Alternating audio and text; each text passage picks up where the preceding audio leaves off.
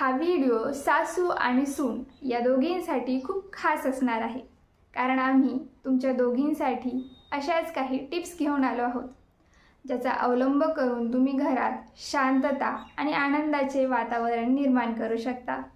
बाहेरच्या व्यक्तीसमोर एकमेकांचे कौतुक करण्याचा प्रयत्न करा. होय, यामुळे नात्यातील प्रेम आणि विश्वास वाढतो.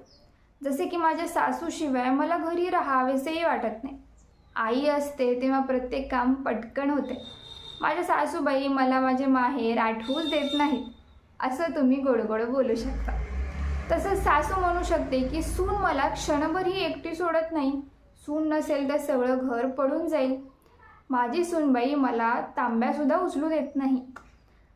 असं कौतुक केल्यास दोघींचं नातं मजबूत होऊ शकतं. एकमेकांसोबत खरेदीला जा, प्रवास करा आणि मजा करा. यामुळे तुमच्या नात्यात प्रेम आणि आपुलकी तर वाढेलच, पण गैरसमजांनाही जागा राहणार नाही.